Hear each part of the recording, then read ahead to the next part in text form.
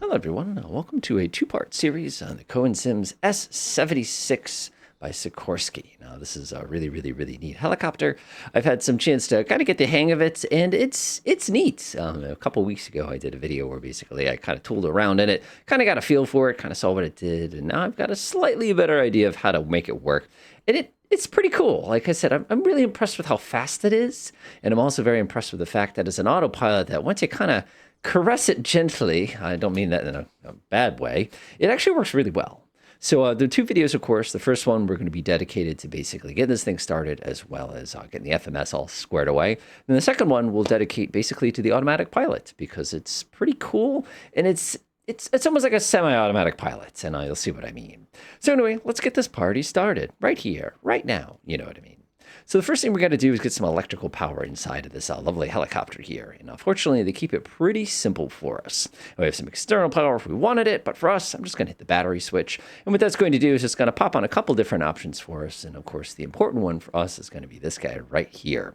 Now, if you want to be a show-off, go ahead and hold down the right Alt key on your keyboard and click on it like that. And you can see it actually pops it out. And the cool thing with this is I can go put this on another screen now. So when I start cranking things, I can actually see exactly what I'm doing without having to look at it. Kind of cool, huh? So the cranking on this, incredibly simple. The fuel system on the S76, they actually kept it pretty straightforward. There's a prime function, and I tried to do some research on this, and I found a little bit of information on it. There's actually a backup prime function on here as well, which is really, really wild. So the cool thing here is with this design and this sim, we don't have to worry about any of those options. Like I said, I appreciate that they kept it a little bit simpler for us. So what I'm going to do is I'm going to go ahead and turn on the fuel. We're just going to pop that into the dir position, which just means direct. In the event that you had a bad engine somewhere, what you could do is you could actually pop this all the way to crossfeed if you needed. Like I said, just popping it there is all you really, really, really need to do. Like I said, keep it simple. One thing I do want to do is I'm going to go hit the switch down here. Tough to see, but it says master starter. Make sure that's turned on. Otherwise, your party is going to be very boring. Now, so the way this works is now that we have fuel, we have the actual throttle. And the throttle is actually a complicated little piece of plastic and metal here. You have this lovely little throttle itself, which you have to kind of pull past this little stop like that. You can actually pull it back if you want to shut the engines off. But the starter button is also on the back of the throttle, just to make you a little bit miserable. So what I'm going to do is pop this down and kind of pull it back until it locks. And I'm going to do the same thing with the other one again. Pop it down and pull it back until it locks. Bleed air is off there. So what we're going to do now is we're going to let everybody around us know we're about to start the party. So starting the party, very simple. We're going to come down here and turn on the anti-collision light just to give everybody a little heads up that we're about to be troublemakers, to say the least. One thing you want to do is just double check to make sure your landing gear lever is down. I have made that mistake. It's not as funny as I'm giggling about at the moment, but it does happen. So anyway, let's come back up here. And the automated sequence is incredible with this thing. Let me go ahead and pull this down so you can see just how simple this is. Actually, I'm going to put it right here in case I accidentally. All right, here we go. So I press and hold, and you'll see in my upper right corner there that the N1 comes up. I can actually go ahead and let go of that. So once you let go, you can actually see that it's going to start building up N1 immediately.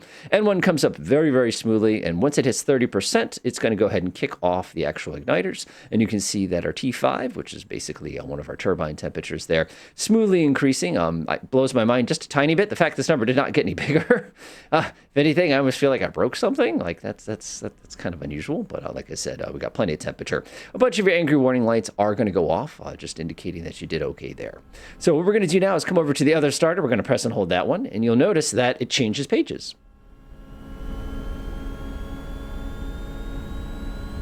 As a matter of fact, we don't even need to press and hold.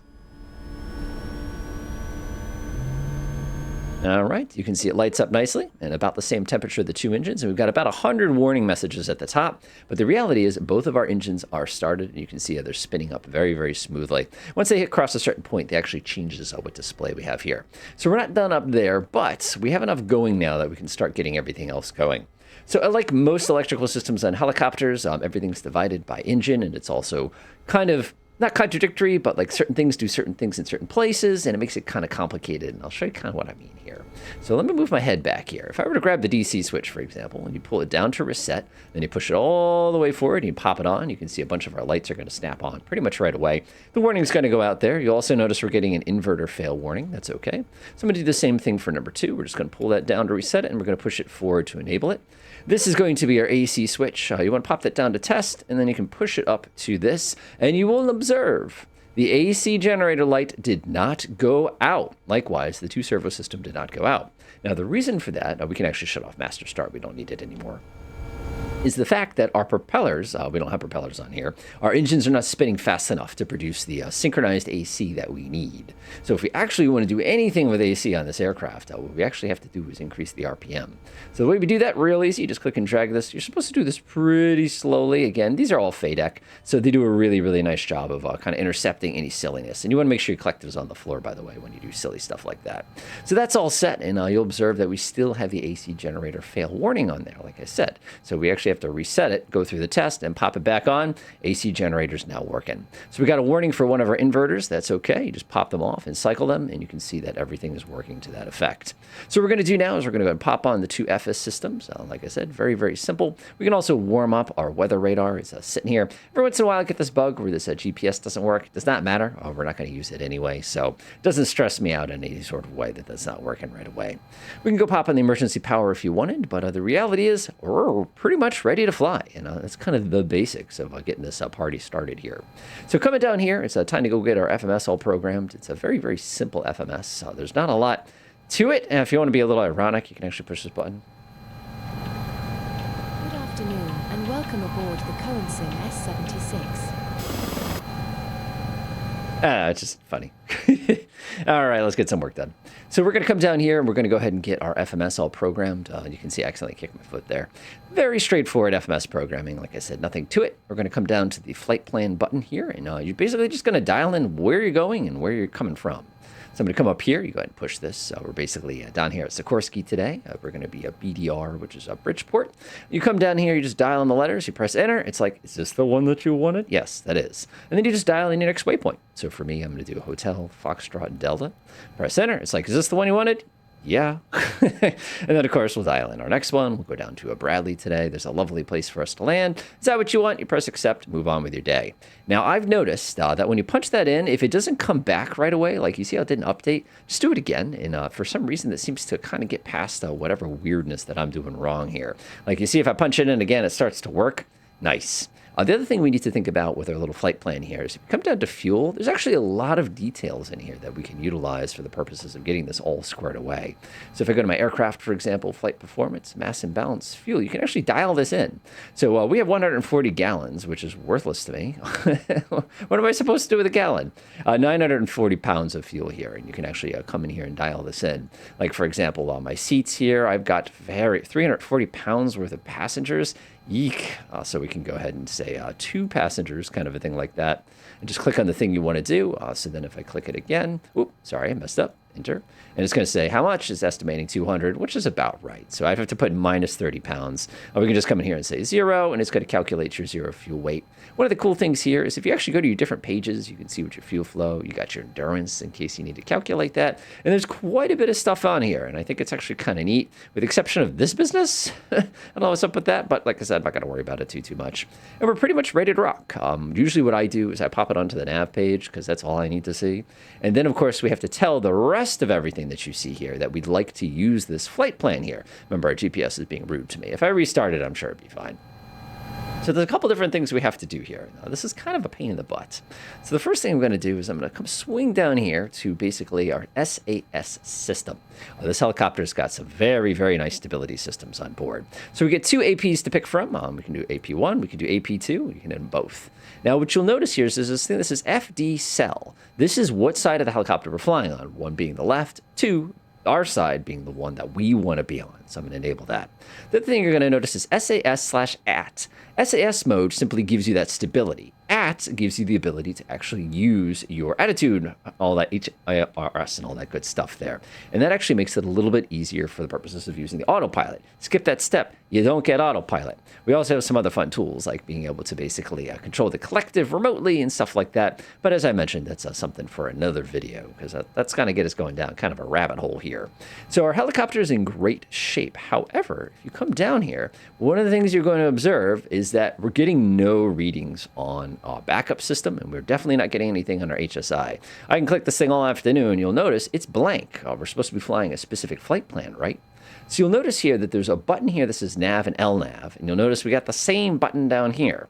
So if I press LNAV, you'll notice that this little backup ASI here actually kicks in, ADI, sorry, kicks in, and it tells us where we need to fly to get to our desired course. If I come down here and I press LNAV, ta-da! You'll observe that our FMS is now the selected navigational source.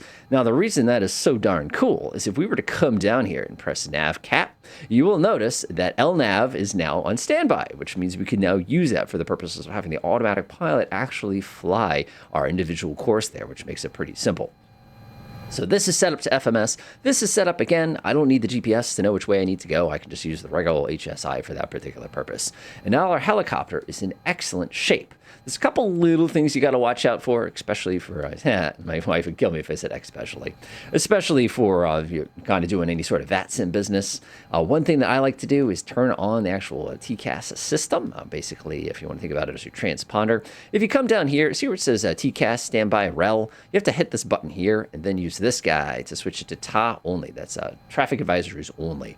If you don't do that, you will not be basically sending messages out. And again, if you did need to change your ATC code, you can just click there and you can use the big knob for the big numbers and you can use the little knob for the little numbers, kind of a thing like that. And again, fiddle with it anyway. We're now 2200, by the way, so you can kind of see how that works. I find this a little bit fiddly, and it's not a bad thing. Like I said, it's a little bit. And of course, if you also wanted to change your frequencies, pressing this button would allow you to basically go ahead and swap which code you're working on. This would allow you to dial it in. So for example, if I want nav 1, if I want to click this here, let's say I want to pop it up to Hartford VOR, I could select that nav frequency, then press the swap key and it would pop it over there. And one of the cool things is, and this is neat, is we have a DME right here on this helicopter. So if we wanted to, we could actually set it to channel 1, and I can see clearly that Hartford is 33.9 miles away. And incredibly, the FMS agrees with that, which is, that never happens, I swear. So that's all set. Our FMS is set. We're good to go. Some people like to come down here and set this to LNAV on this side and LNAV on this side. That is completely up to you. I think it just kind of clutters the screen and you don't really need to do it. But one of the last things I like to do, of course, is I like to come over here and set my minimum altitude. 200 feet is plenty. Like I said, we're not going to be going below that. Now, as you can see, everything is ready to go. We have power, we have plenty of fuel, our flight system is all squared away. We're basically ready for any sort of excitement that's going to do with it. But that is for the next video. Enjoy.